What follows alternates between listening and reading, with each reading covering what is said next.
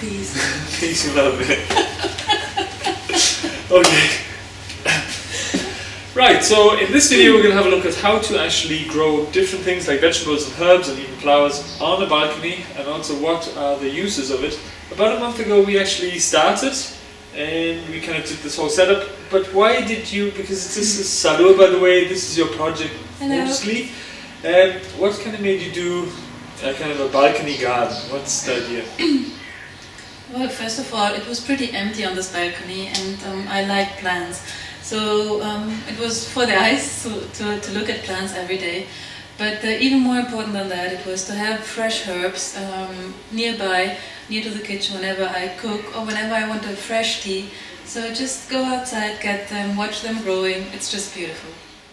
Because the thing is, the idea is if you have different types of soils, I mean, unless you make your own compost, if you have different types of soils, you can be assured that there will be different materials originally being used to make it. So often one type of compost is only made from 2 materials or so. So if you can actually mix many different materials together, the chances are you have more nutrients, micronutrients, and also the macronutrients in there. So you can actually grow anything pretty much in pure compost. Okay? It's just not cheap. So I could have just bought this actually. Oh, you could have, but it's better to mix. Which is compost. Yeah, but it's better to mix this compost with this compost and this compost, because then you have because there's many more materials have gone into the mix of all 3, you would end up with more nutrients in the compost. Okay. But another good tip is if you can get your hands on some garden soil, you can actually fill half the pot with soil, and then the rest use it as a kind of a Starter. A starter, but also kind of, I mean, you have nutrients in the soil and nutrients in the compost, but you can actually save a lot of money. And you can also, because there's not going to be any weed seeds in this, but there's going to be weed seeds in the soil. So if the soil is down nice and deep, no seeds can actually germinate, and you save money. So.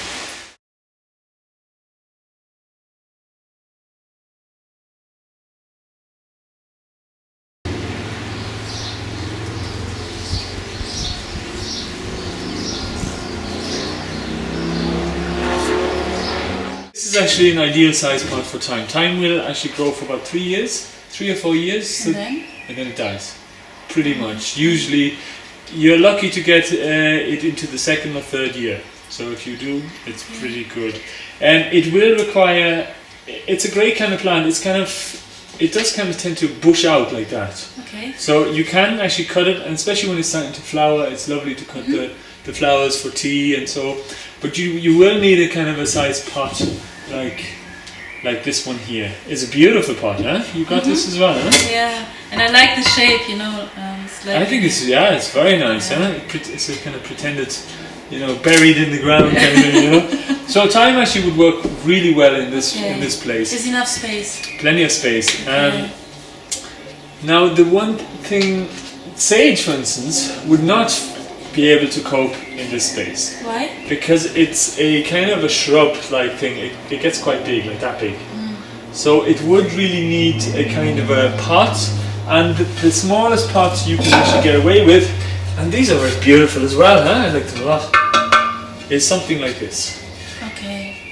So it's kind of important to if you give the plant enough space, it will actually do really well. I've seen so many people actually stick, a kind of a small shrub into a tiny space like that and have not much success. I mean, it'll be okay the first year, but then after that.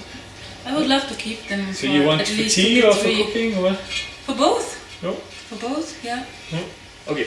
So what I would do is I would put the basil in the middle, because basil is going to be an annual. In this country, basil is an annual; it will just die, And I would put the parsley in here.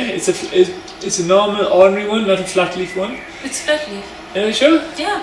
Oh yeah, it's not curly. Yeah, you're It's right. a flat leaf, but just the leaves are very small. Okay, so you have your flat leaf parsley, you have your basil, and you have your oregano in here. And what's going to happen is, tendency will be that the oregano will actually spread into that, and that will fill this space. And then by the end of the 2nd year, this will actually have gone to seed. You can collect the seeds if you want. I mean, you know. Be nice, yeah. And then you could actually just have the whole thing after that oregano. So, but you can also just divide it up then and plant it in your garden I'll or give it something. to a friend, part of it. Yeah, and Yeah. just start again and just. Of course, I mean these are only guidelines. If you add the thyme into this pot, it's going to spread out much faster. The roots are just going to find lots of space, and it's going to take all that room. But it's not really necessary. You can still stick it in there, and it will do fine. But you definitely have to with all these like rosemaries and the sages and the lavender is actually one of those which will do really fine just in a small pot like that. Okay. What should I do now? Soil. Mixing? Mixing. Soil mixing. Okay. Well, maybe have a go. Oh, do you want to show about? Do you remember the? What? We were doing a shelf. Do you want to talk about that quickly? About the shelf? What's the idea? You got a shelf? Yeah, well, we talked about the sunlight hours, Yeah. that there are not so many, so I would like to expose plants as much as possible to light and to the sun. So I want to put them a little bit higher. Yeah. And that's, Do you want to get the shelf? yeah. You made it earlier. What was it? You screwed it together and painted it. First I painted it and then I screwed together. Yeah, I can get it. Yeah. And have you figured out where to put it? Well, most of the sun is there because the sun turns like this. So south is actually kind of there, isn't it? Yeah.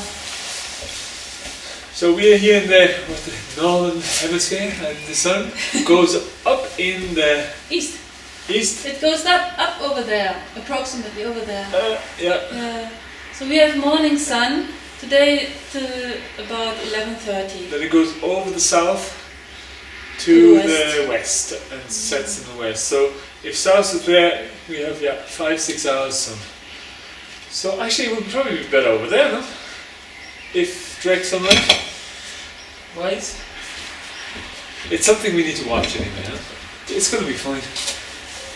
I thought it was a slug, a baby slug. It's okay. Is it normal that the roots are brown? Aren't Oh, they yeah. white normally? No, different plants have different coloured roots. Oh really? Yeah. I didn't know that. Okay.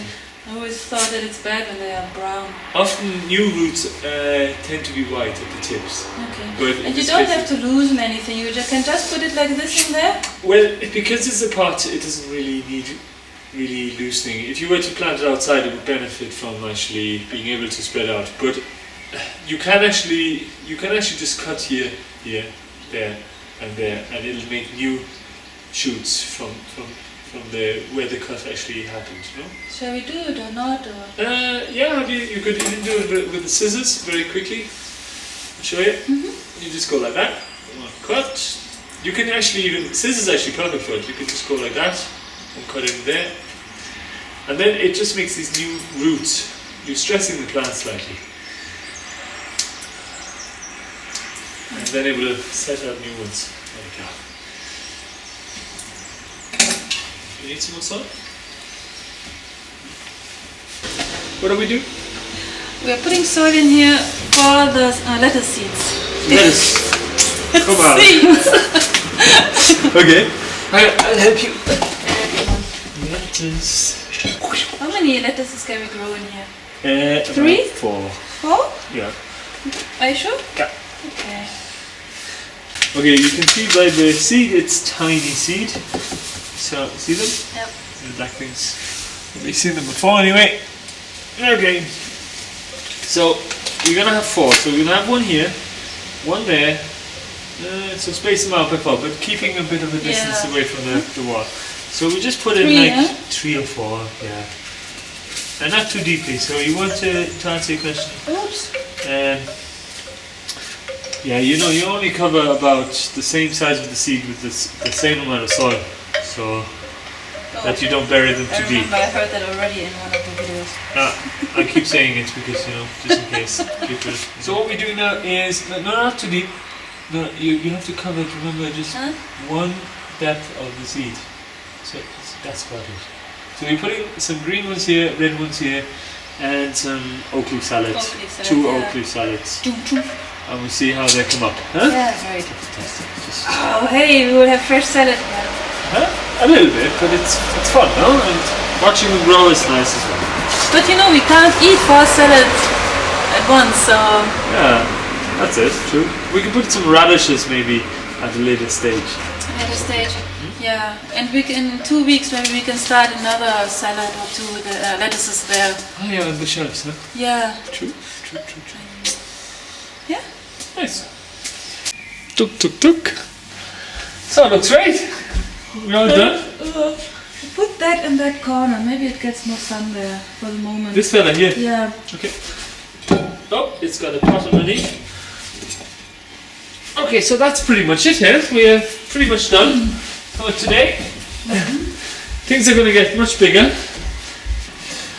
Now it's about a month later. As you can see, everything is growing pretty amazingly. Even the lettuce will be ready to harvest fairly soon. We'll also have tomato in about a month and a half time.